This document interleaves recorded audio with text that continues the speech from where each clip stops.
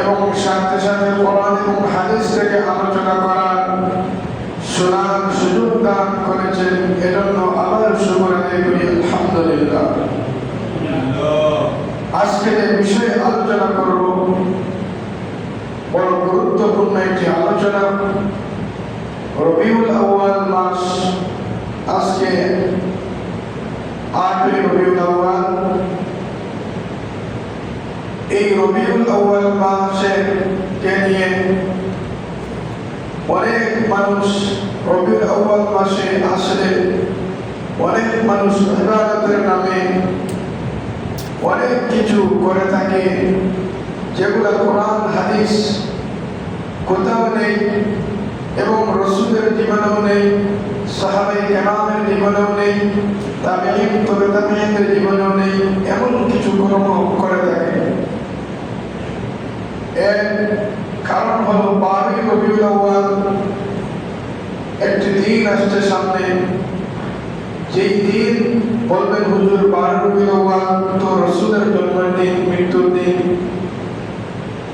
এই যে 12 রবিউল আউয়াল রাসূলের যে জন্মদিন অনেকেই বলে থাকেন, কিন্তু এর বিষয়ে মত পার্থক্য আছে। কেউ কেউ বলেন 8 রবিউল আউয়াল রাসূল সাল্লাল্লাহু আলাইহি ওয়াসাল্লামের জন্ম হয়েছে, কেউ কেউ বলেন 9 রবিউল আউয়াল রাসূল সাল্লাল্লাহু আলাইহি ওয়াসাল্লামের জন্ম হয়েছে। এজন্য এখানে মত পার্থক্য আছে। আবার কেউ কেউ মনে করেন রাসূল সাল্লাল্লাহু আলাইহি ওয়াসাল্লামের ওফাতের দিন রবিউল আউয়াল মাহ, রবিউল আউয়ালের 12 রবিউল আউয়াল।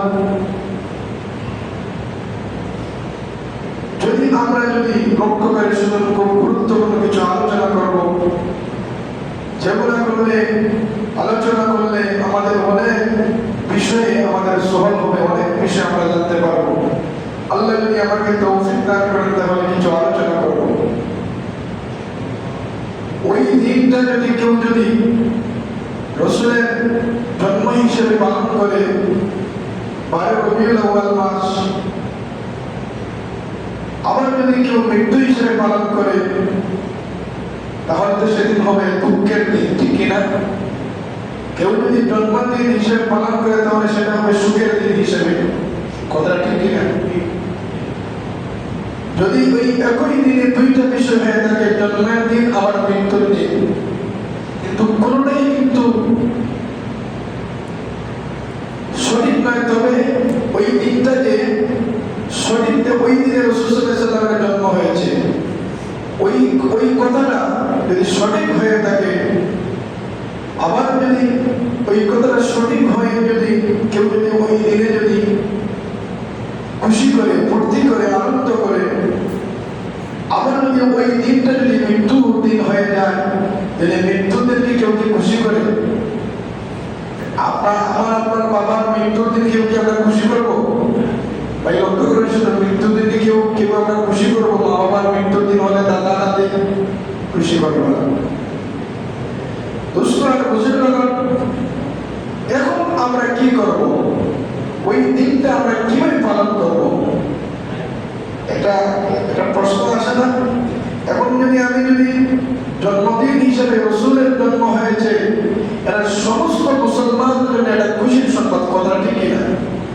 রাসূলের জন্ম হয়েছে, এটা সমস্ত উম্মতে মুহাম্মাদের সমস্ত মুসলমানদের জন্য এটা খুশির সংবাদ। আবার রাসূলের মৃত্যুর দিন সমস্ত মুসলমানদের জন্য এটা শোক দিবস, এটা দুঃখের দিন, কথা ঠিক কিনা? এখন আমরা কোন পথে যাব? এখন আমরা রাসূলের জন্মদিন হিসেবে পালন করব না মৃত্যুর দিন হিসেবে পালন করব? এখন আমাদেরকে দেখতে হবে সাহাবায়ে কেরামের জীবনী, কাদের জীবনী দেখতে হবে? সাহাবায়ে কেরাম রাদিয়াল্লাহু তাআলা আনহুদের জীবনী দেখতে হবে, তাবেঈনদের জীবনী দেখতে হবে। তারা ওই দিনটা কি করেছেন? যখন 12 রবিউল আউয়াল মাস আসে তখন তারা কি করেছেন? সেদিকে আমাদেরকে খেয়াল রাখতে হবে। এখন কোথাও তো পাওয়া যায় না যে সাহাবায়ে কেরাম রাদিয়াল্লাহু তাআলা আনহু, তাবেঈনগণ রাসূল সাল্লাল্লাহু আলাইহি সাল্লামের জন্মবার্ষিকী পালন করেছেন অথবা মৃত্যুবার্ষিকী পালন করেছেন, কোথাও পাওয়া যায় না, কোথাও পাওয়া যায় না। কোরআন হাদিসে এমন কোন দলিল কেউ কখনো দেখাইতে পারবে না। কেন নাই? এজন্য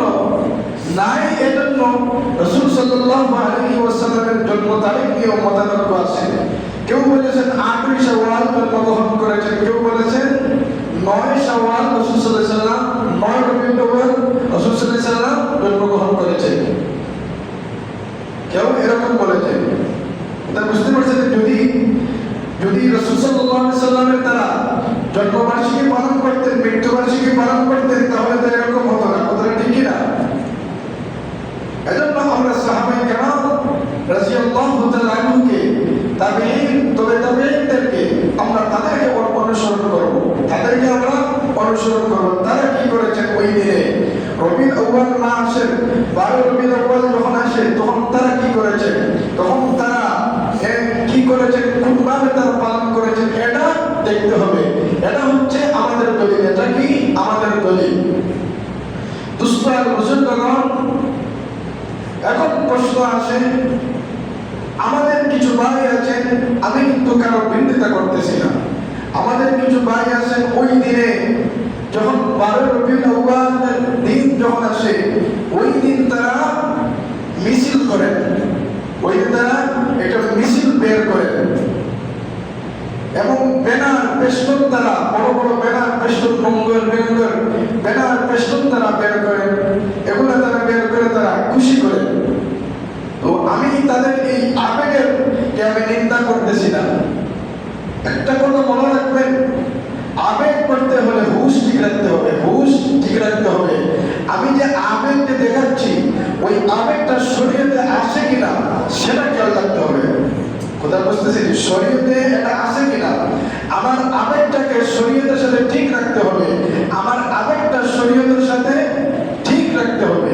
যদি ঠিক না রাখি তাহলে তো শরীয়তকে বিকৃত করলাম, এর জন্য আমার কি হবে? গুনাহ হবে। কি হবে ভাই? গুনাহ হবে। শরীয়তে যেটা নাই সেটা আমি করলাম আমার আবেগ থেকে, এটা যদি করি তাহলে কি হবে? শরীয়তকে আমি, ধর্মকে আমি বিকৃত করলাম, আর বিকৃত করার কারণে আমার কি হবে? গুনাহ হবে। এখন বলবেন তাহলে হুজুর এটা কোথা থেকে আসলো? কোরআন হাদিসে যারা আমার ভাই যারা আবেগ থেকে যারা এগুলো করেন, কোরআন হাদিসে তো কোথাও নেই কোন সাহাবায়ে কেরাম রাসূলের জন্মদিন পালন করেন নাই, কোন তাবেঈন রাসূলের জন্মদিন পালন করেন নাই, রাসূলের জন্মদিন পালন করেন নাই, রাসূলের মৃত্যুবার্ষিকী পালন করেন নাই। তাহলে কোরআনে আসেনি, কোথাও তো নেই। তাহলে এটা কোথা থেকে আসলো? কার থেকে আসলো? এটা কোন থেকে আবিষ্কার হলো? এটা আমাদের জানার ইচ্ছা আছে কিনা? সবার ইচ্ছা আছে? তাহলে আমরা সেই মনোযোগ দিয়ে আমরা শুনি। এটা শুরু হয়েছিল, এটা ইংরেজ আমলে খুব লক্ষ্য করে শুনুন। হাজী এনায়েতুল্লাহ ও মৌলভী মজিদ সাহেব, এই দুইজন ব্যক্তি, লৌহরের দুইজন ব্যক্তি, হাজী এনায়েতুল্লাহ, নাম মনে রাখবেন। এগুলো কেউ কে বললে দলিল দিতে হবে, কোথা থেকে এগুলো আবিষ্কার হলো। কথা বুঝতেছেন? লৌহরের হাজী এনায়েতুল্লাহ এবং মৌলভী মজিদ সাহেব, এই দুইজন ব্যক্তি এইটা শুরু করেন, এইটা আবিষ্কার করেন। ওই যে জুলুস যে মাহফিল, যে কি যে একটা যে কি যে কইতে বলেন, ওই যে মিলাদ, ওই যে 12 রবিউল আউয়াল মাস আসলে যে একটা যে শানে জুলুস দিনা কি আমার মুখে দিয়ে আসতেছে না, হ্যাঁ, ওই র্যালি বের হয়, র্যালি বের হয়। ওই যে এটা কোথা থেকে আসলো? এটা শুরু হয়েছিল ওই দুইজন ব্যক্তি। তো প্রথম জন বলতেছেন তিনি হচ্ছেন এটা আবিষ্কার, তিনি হচ্ছেন এটা প্রতিষ্ঠাতা, তিনি হচ্ছেন এটা প্রতিষ্ঠাতা। যাই হোক, এখন আমার আপনার বিবেকের কাছে আমরা একটা প্রশ্ন করি, খুব লক্ষ্য করে শুনুন, আমার আপনার বিবেকের কাছে একটা প্রশ্ন করি। সাহাবায়ে কেরাম রাদিয়াল্লাহু তাআলা আনহুম থেকে আমাদের কি মুহাম্মদ রাসূলের জন্য বেশি? এরকম কেউ বলতে পারবেন? কেউ বলতে পারবেন না। সমস্ত মুসলমান যারা আছেন, রাসূলের যত উম্মত মুসলমান আছেন, সবার যদি মুহাব্বত, যদি রাসূলের যত রাসূলের জন্য যত ভালোবাসা আছে যদি এক পাল্লায় রাখা হয়, আর একজন সাহাবীর ভালোবাসা যদি এক পাল্লায় রাখা হয়, তাহলে একজন সাহাবীর ভালোবাসার পাল্লাটা ভারী হবে। বলেন সুবহানাল্লাহ। কারণ রাসূল সাল্লাল্লাহু আলাইহি ওয়াসাল্লামের জন্য সাহাবীদের এমন ভালোবাসা ছিল যেটা কোনোদিন কেউ কল্পনাও করতে পারবে না। বলেন না সুবহানাল্লাহ। হযরত আবু তালহা রাদিয়াল্লাহু তাআলা সবাই নাম শুনছেন নি? উহুদের ময়দানে যখন রাসূল সাল্লাল্লাহু আলাইহি ওয়াসাল্লাম একটু আহত হয়ে গেলেন। উহুদের ময়দানে রাসূল সাল্লাল্লাহু আলাইহি ওয়াসাল্লামকে এমন ভাবে হযরত তালহা রাদিয়াল্লাহু তাআলা আনহু মানে বুক দিয়ে ধরলেন, চেপে ধরলেন, পিঠ রাখলেন পিছনে। তিনি তো চাইলে রাসূল সাল্লাল্লাহু আলাইহি ওয়াসাল্লামের দিকে পিঠ রাখিয়া তিনি হাত দিয়ে তীরের এই আঘাতটা তিনি আটকাইতে পারতেন, কথাটা ঠিক কিনা? কিন্তু রাসূল সাল্লাল্লাহু আলাইহি ওয়াসাল্লামের ইজ্জতে, ভালোবাসায়, রাসূল সাল্লাল্লাহু আলাইহি ওয়াসাল্লামের সম্মান রক্ষার্থে তিনি কি করলেন? বুক দিলেন রাসূলের দিকে আর পিঠ দিলেন সামনের দিকে। যত তীর আসতেছে সব তীরগুলা আবু তালহা রাদিয়াল্লাহু তাআলা আনহুর পিঠের মধ্যে পড়ল। আল্লাহু আকবার, আল্লাহু আকবার। আল্লাহর রাসূলের সাহাবী হযরত আবু তালহা রাদিয়াল্লাহু তাআলা আনহু জলিলুল কদর সাহাবী ছিলেন। রাসূল সাল্লাল্লাহু আলাইহি ওয়াসাল্লাম উহুদের ময়দানে আহত হয়ে গেলেন। রাসূল সাল্লাল্লাহু আলাইহি ওয়াসাল্লামকে রক্ষা করার জন্য হযরত আবু তালহা রাদিয়াল্লাহু তাআলা আনহু রাসূলের উপর যেন একটা তীর না পড়ে এজন্য বুক দিয়ে এমন ভাবে রাসূলকে আঁকড়ে ধরলেন, সব তীরগুলো দেখা গেল হযরত আবু তালহা রাদিয়াল্লাহু তাআলা আনহুর পিঠের দিকে ঢুকলো। এরপর রাসূলকে তিনি জানেন নাই। লক্ষ্য করে শুনুন, আল্লাহর প্রিয় হাবিব মাটির মধ্যে উপরের দিকে তাকায়, অধিক দেখতেছেন কাউকে। তখন হযরত আবু তালহা রাদিয়াল্লাহু তাআলা আনহু বলেন, ইয়া রাসূলুল্লাহ, ইয়া হাবিবাল্লাহ, আল্লাহর নবী গো, আপনি অধিক তাকাইবেন না, আমার মা বাবা কথা বললেন, ইয়া রাসূলুল্লাহ, ইয়া হাবিবাল্লাহ, আমার মা বাবা আপনার জন্য কুরবান হোক। ইয়া রাসূলুল্লাহ, ইয়া হাবিবাল্লাহ, আপনি যদি অধিক তাকান তাহলে আপনার গায়ে তীর লাগবে। আমি আপনাকে এমন ভাবে ধরছি, আমি আপনাকে এমন ভাবে ধরছি, আমার বুকটাকে আপনার জন্য ডাল বানিয়ে ধরছি। বলেন সুবহানাল্লাহ। এই হলো সাহাবায়ে কেরামের ভালোবাসা, এই হলো সাহাবায়ে কেরামের মুহাব্বত, এই হলো সাহাবায়ে কেরামের রাসূলের প্রতি তাদের এত আকর্ষণ, এত ভালোবাসা। রাসূলের সাহাবায়ে কেরাম থেকে বেশি ভালোবাসা আমাদের কারণে আসেনি। তারা তাদের জীবনটাকে কুরবান করে দিয়েছিল। হযরত আবু বকর সিদ্দিক রাদিয়াল্লাহু তাআলা আনহুর জীবনে আমরা দেখি রাসূলের জন্য, আল্লাহর জন্য নিজের সব সম্পদ তিনি ব্যয় করে দিয়েছেন, কথা ঠিক কিনা? একমাত্র আল্লাহকে পাওয়ার জন্য, রাসূলকে খুশি করার জন্য। রাসূলকে খুশি করতে হলে আল্লাহ খুশি হওয়ার কথাটা ঠিক কিনা? এজন্য সাহাবায়ে কেরামের আমাদেরকে তাকাইতে হবে। লৌহের ব্যক্তি হাজি আলাতুল্লাহ এবং মৌলভী মজিদ সাহেবকে আমি দেখলে হবে না, তারা কি করলো না করলো, কোনো ব্যক্তিকে আমাকে দেখলে হবে না। আমাকে দেখতে হবে সাহাবায়ে কেরাম যেটা রাসূলের জীবনের জীবনী, সাহাবায়ে কেরামের জীবনী এটা জীবনী, তাবেঈন তাবেঈন যুগে এটা ছিল, এটা আমাদেরকে দেখতে হবে। আমাদেরকে কি দেখতে হবে? সাহাবায়ে কেরাম এগুলা তারা এগুলা করছেন নি, তাবেঈন এগুলা করছেন, এটা আমাকে দেখতে হবে।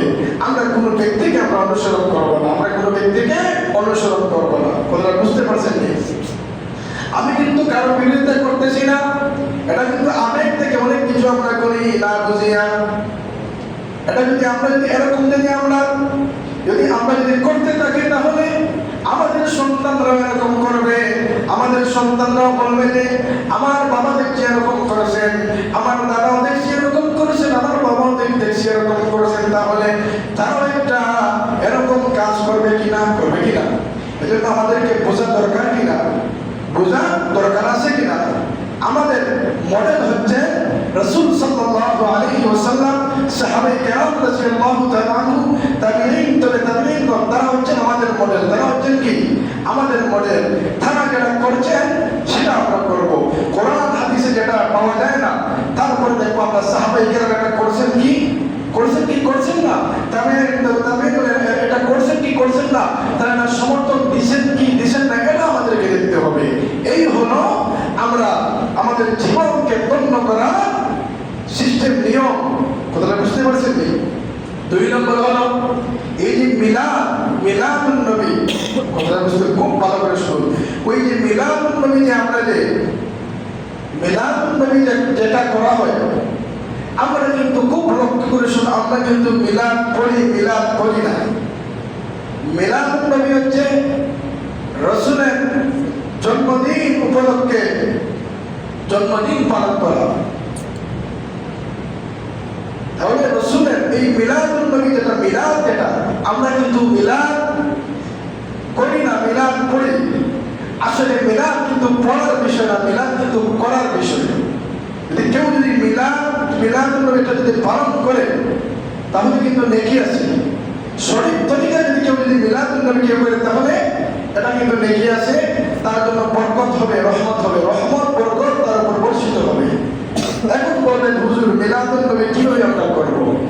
মিলাদুন নবী হচ্ছে রাসূলের জীবনাত্ম আমরা এদিন আমরা আলোচনা করব। রাসূলের জীবনী আমরা আলোচনা করব, রাসূলের সিরাত সম্পর্কে, আখলাক সম্পর্কে আমরা আলোচনা করব। এজন্য আলোচনা করব যাতে আমি আমার জীবন যাতে শুধরায়, আমার জীবন যাতে ভালো হয়, আমি যাতে রাসূলের অনুসরণ করে আমি চলতে পারি, রাসূলের আদর্শ অনুযায়ী আমি চলতে পারি। এটার নাম হচ্ছে মিলাদুন নবী। কিন্তু আমরা কিন্তু কি করি? এর বিপরীত, আমরা কিন্তু মিলাদ পড়ি। আমরা মনে করেন আমরা কিন্তু হুজুরকে দাওয়াত দিই, ওটা ঠিক কিনা? আমরা কিন্তু অনেকে কিন্তু এটা বুঝি না। হুজুর যদি মিলাদ যদি ফালাম্মা তাম্মা মিন হাবলি ইত্যাদি আরো মনে করেন কিছু আরবি কিছু কবিতা আছে এবং মনে করেন বাংলা কিছু কবিতা আছে, এগুলো যদি না পড়েন তাহলে আমরা বুঝি মিলাদ হয় নাই, কথাটা ঠিক কিনা? আমরা এটা বুঝছি। কিন্তু মিলাদ আসলে পড়ার বিষয় না, মিলাদ করার বিষয়। মিলাদ কিসের বিষয়? মিলাদ করার বিষয়। এখন আমরা এই যে বলবেন হুজুর এই যে মিলাদ হচ্ছে করার বিষয়। মিলাদ যদি কেউ যদি করে তাহলে তার জীবন পরিবর্তন হয়ে যাবে। কেন পরিবর্তন হয়ে যাবে? একজন মানুষের সামনে যখন রাসূলের জীবনাত্ম জীবন সম্পর্কে যখন আলোচনা করা হবে, রাসূলের সিরাত সম্পর্কে, আখলাক সম্পর্কে যখন আলোচনা করা হবে, তখন মানুষের মনটা আস্তে আস্তে পরিবর্তন হয়ে যাবে। কথাটা ঠিক কিনা? এই যে মিলাদ পড়া, সেই বিষয়টা কোথা থেকে আসলো জানা দরকার কিনা? আমরা রেলি কোথা থেকে আসলো জানছি। লোহারে হাজি আনায়াতুল্লাহ মৌলভী মজিদ সাহেব থেকে এই যে রেলি বের হয়, আমাদের যে 12 রবিউল আউয়াল মাসে যেটা রেলি বের হয়, এটা কিন্তু এ থেকে শুরু হয়েছে। কোনো সাহাবী থেকে শুরু হয় নাই, তাবিঈন থেকে শুরু হয় নাই। এজন্য কোনো ব্যক্তি অনুসরণ আমরা করা চলবে না। আমরা চলবো কোরআন হাদিসে না থাকলে আমরা দেখবো অনুসরণ করবো সাহাবায়ে কেরামকে। সাহাবায়ে কেরাম যদি এটা করেন তাবিঈন এটা তাহলে আমরা করবো। এখন না সেই মিলাদ যে পড়ার বিষয়টা, এটা খাস নির্দেশে হয়েছিল। মিলাদ পড়ার বিষয়টা এসেছিল 660 হিজরিতে মুসেলের বাদশাহ মুজাফফরউদ্দিন কুকরি, মুসেলের বাদশাহ 604 হিজরিতে মুসেলের বাদশাহ মুজাফফরউদ্দিন কুকরি, তিনি নির্দেশে এই মিলাদ যে পড়ার যে আমাদের সমাজে যেটা পড়ার যে একটা সিস্টেম এসেছে, এটা কিন্তু এই সময় এসেছিল, এটা ওই সময় এসেছিল। বুঝতেছেন এই কথাটা? ওই সময় এটা শুরু হয়েছিল, তিনি এটা শুরু করেছেন। ওই যে পড়ার যে আসলে মিলাদ করলে রহমত আসে, বরকত আসে। এটা কারা বুঝতে পারেন? যারা আল্লাহর ওলি, তারা কিন্তু এটা বুঝতে পারেন। শাহ ওলিউল্লাহ রহমতুল্লাহ আলাইহি সবাই নাম শুনেছি আমরা। তিনি একবার মক্কায় রাসূল সাল্লাল্লাহু আলাইহি ওয়াসাল্লামের এই জীবন আলোচনায় তিনি উপস্থিত ছিলেন। তখন তিনি বলেন, আমি দেখতে পেলাম যে বড় একটা নূর এখানে উপস্থিত হয়েছে। বলেন সুবহানাল্লাহ। অর্থাৎ সাহাবায়ে কেরাম রাদিয়াল্লাহু অর্থাৎ ফেরেশতারা এখানে উপস্থিত হয়েছেন। বলেন সুবহানাল্লাহ। আবার বলেন না সুবহানাল্লাহ। দোস্ত আর বুজুর্গগণ, এই যে বুজুর্গরা তারা দেখতে পারেন, তারা বুঝতে পারেন ওই যে আল্লাহ রাসূলের যখন জীবনী সম্পর্কে যখন আলোচনা করা হয় তখন তারা এটা দেখতে পান, বুঝতে পান। কারণ বুজুর্গদের কাশ হয়, কি হয়? কাশ হয়। আল্লাহ আমরা আহলে সুন্নাত ওয়াল জামাতের উত্তরসূরি যারা, তারা আমরা বিশ্বাস করি যে বুজুর্গদের কাশ হয়, অর্থাৎ তারা আল্লাহর সাথে এমন সম্পর্ক হয়, এমন সম্পর্ক হয়, আল্লাহ তাআলা তাদের দিলের ভিতরে অনেক কিছু দিয়ে দেন। বলেন সুবহানাল্লাহ। এটা কিন্তু সত্য। আল্লাহর সাথে যাদের সম্পর্ক হয়ে যায় তখন কিন্তু তারা অনেক জিনিস তারা আল্লাহর পক্ষ থেকে তাদেরকে তাদের মনের ভিতরে দিয়ে দেন। আবার বলেন সুবহানাল্লাহ। শাহ আব্দুল আজিজ দাব্বাগ রাহমাতুল্লাহ আলাইহি একজন বুজুর্গ ছিলেন, বড় মাপের বুজুর্গ ছিলেন। শাহ আব্দুল আজিজ দাব্বাগ রাহমাতুল্লাহ আলাইহি তিনি কিন্তু কোনো বড় একজন আলিম ছিলেন না। লক্ষ্য করে শুনুন, তিনি কিন্তু বড় কোনো আলিম ছিলেন না, কিন্তু তিনি একজন বড় বুজুর্গ ছিলেন। তার সামনে যখন আরবি যখন বলা হতো, কি বলা হতো? আরবি বাক্য যখন বলা হতো, আরবিতে কোরআন ও আরবি, হাদিস ও আরবি, মানুষ কিন্তু অনেক সময় আরবিতে কথা বলে, কথাটা ঠিক কিনা? তার সামনে যখন আরবি বলা হতো, কোরআন থেকে বলা হতো, হাদিস থেকে বলা হতো, মানুষ থেকে বলা হতো, তিনি কিন্তু বুঝতে পারতেন। তিনি কি করতে পারতেন? বুঝতে পারতেন। তাকে একদিন প্রশ্ন করা হলো, হুজুর তিনি এমন নিরক্ষর ছিলেন, তিনি কোরআনটা শুদ্ধভাবে পড়তে পারতেন না। তাকে একদিন জিজ্ঞাসা করা হলো, হুজুর আপনি তো কোরআন সম্পর্কে তেমন আপনার কোনো জ্ঞান নেই, তেমন আপনার কোনো ধারণা নেই, তাহলে আপনি কিভাবে এগুলা বুঝেন? তিনি বললেন, আমার সামনে যখন কোরআন কেউ পাঠ করে, লক্ষ্য করে শুনুন, আল্লাহর কালাম যখন কেউ আমার সামনে পাঠ করে, তখন তার মুখ থেকে সূর্যের ন্যায় বড় করে আলো বের হতে থাকে। বলেন সুবহানাল্লাহ। সূর্যের নিয়ে বড় করে নূর বের হতে থাকে। আর যখন হাদিস যখন আমার সামনে পাঠ করা হয়, তখন একটু কম অর্থাৎ চন্দ্রের মতো নূর বের হতে থাকে। আর যখন কোরআন নাই, হাদিস নাই, তখন আমি দেখি কোনো নূর বের হয় না। বলেন না সুবহানাল্লাহ। অর্থাৎ তিনি বললেন, কোরআন যখন আমার সামনে কেউ পড়ে, তখন আমি দেখি তার মুখ থেকে নূর বের হয় বেশি করে, সূর্যের মতো বড় করে। আর যখন হাদিস যখন পড়া হয়, তখন আমি দেখি চন্দ্রের মতো নূর বের হয়, আমি দেখতে পাই। বলেন না সুবহানাল্লাহ। যখন কোরআন নাই, হাদিস নাই, এরকম কিছু যখন কেউ পড়ে, অর্থাৎ আরবি কোনো বাক্য কেউ যখন বলে, তখন কোরআন নাই, এই শব্দটা হাদিসেরও নাই, তখন কিন্তু তার মুখ থেকে আর নূর বের হয় না। বলেন না সুবহানাল্লাহ। এই হলো কোরআন, এই হলো যারা আল্লাহর ওলি বুজুর্গ, তাদের এই ধারণা এটা কিন্তু দেখতে পান। এজন্য ভাই, আমি যে বিষয়ে আলোচনা করতেছিলাম, এটা হচ্ছে আমরা রাসূলের সিরাত সম্পর্কে যখন আলোচনা করা হয়, এটার নাম হচ্ছে মিলাদুন নবী। আমরা মিলাদ করি না, আমরা মিলাদ পড়ি। এখন মিলাদ করার পড়া দুইটা কি এক জিনিস? বলেন না।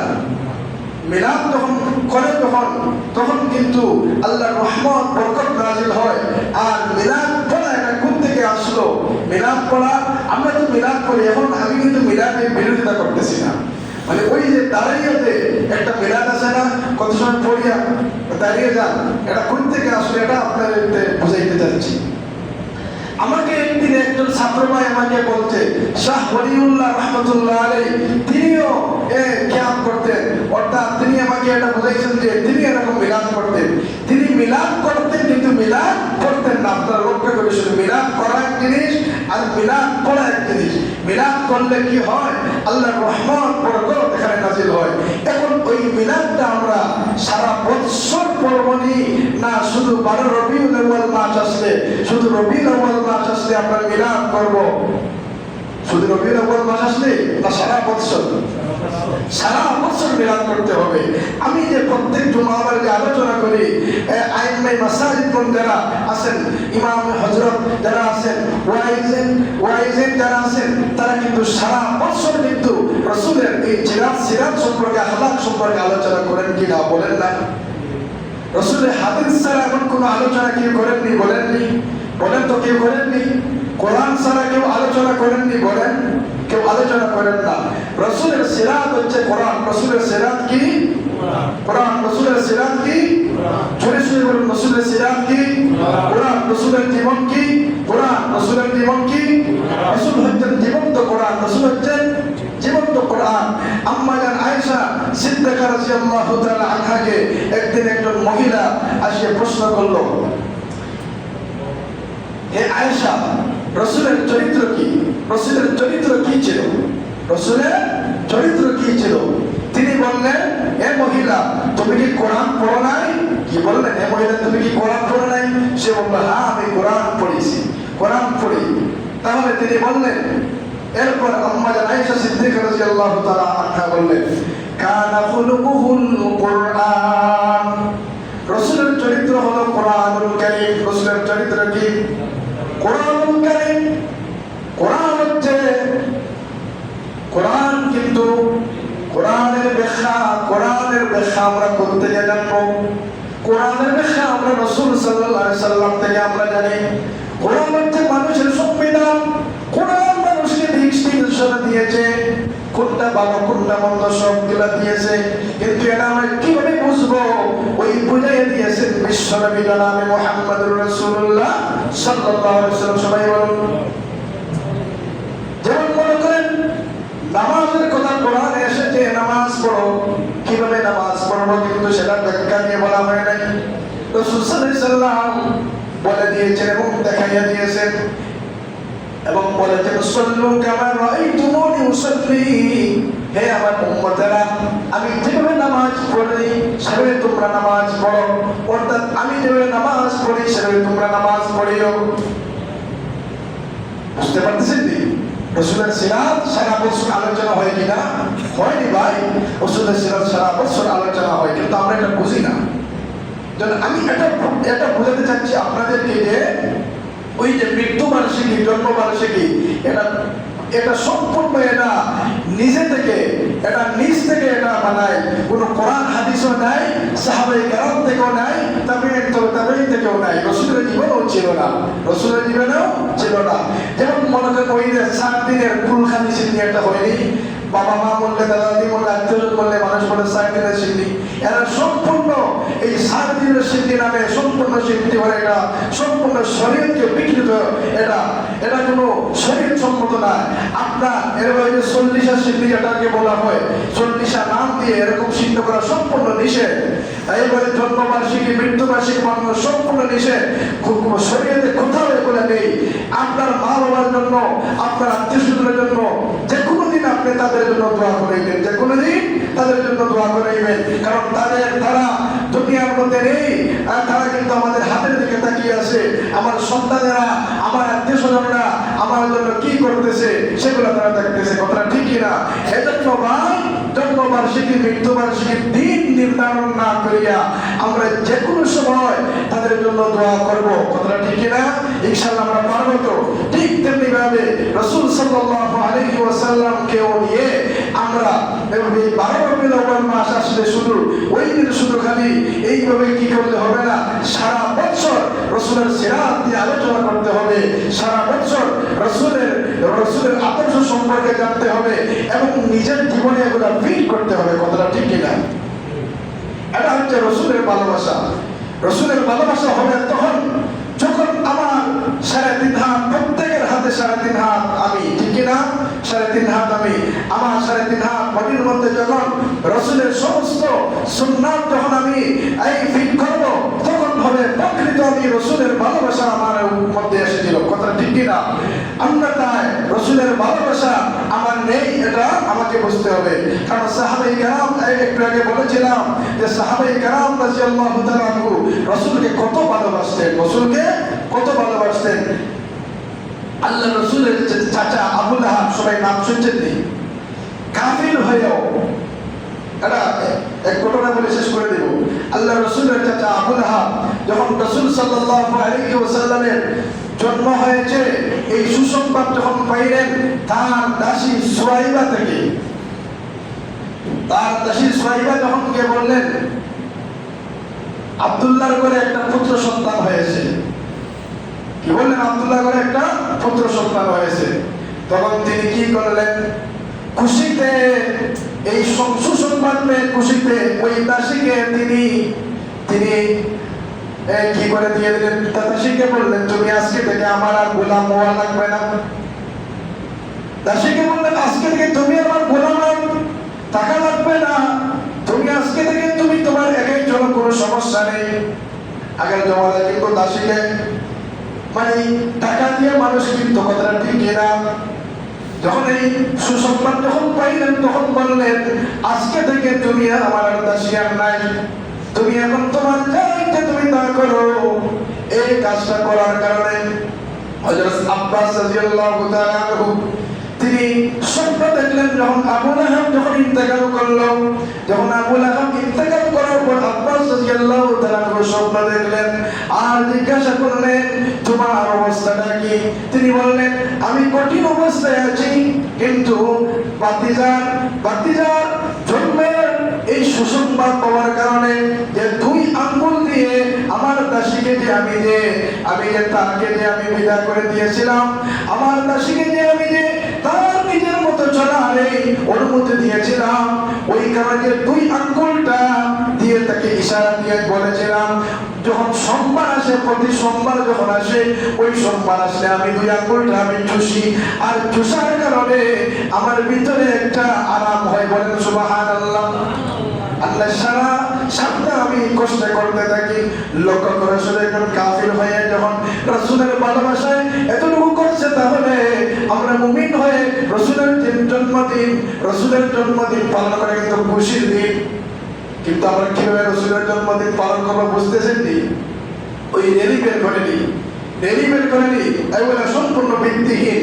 আমি আমারটা বললাম, এখন আপনারা মানা না মানে এগুলো আপনার কারণ হচ্ছে, ভাই আমাদের প্রজন্ম তারা কিন্তু এটা কিন্তু বুঝতেছে না। তারা বলতেছে আমার বাবা তো এরকম করছেন, আমার দাদা তো করছেন, কিন্তু এগুলা বাবা ভাই বাপ দাদা এগুলা কিন্তু আমার দলিল নয়। আমার দলিল কি? কোরআন হাদিস। আমার দলিল কি ভাই? কোরআন হাদিসে যেটা নাই আমি তালাশ করবো সাহাবীদের জীবনী, সাহাবীদের যেটা ভাই বলেন তাবেঈনের জীবনী আমরা এটা দেখবো।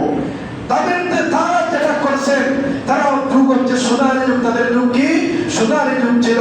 সেই যুগকে আমরা দেখবো, সেই যুগে যেটা নেই, কোনো মানুষ থেকে যেটা আবিষ্কার, সেটা আমরা করবো না। আল্লাহ রাব্বুল আলামিন আমাদের প্রত্যেককে আমাদের তৌফিক দান করুন, সবাই বলুন আমিন। দোস্তার বুজুর্গ, সংক্ষেপে আমাদের মসজিদের তৃতীয়তলার কাজ চলতেছে, সাদার কাজ শেষ হয়ে গেছে, ওয়ালের কাজ এখনো বাকি আছে। আমরা অনেক দান করছি, আমরা ইনশাআল্লাহ দান করবো। এতটুকু আপনাদেরকে বলিয়া আজকে এখানে সমাপ্ত করলাম। আসসালামু আলাইকুম ওয়া রাহমাতুল্লাহি ওয়া বারাকাতুহু।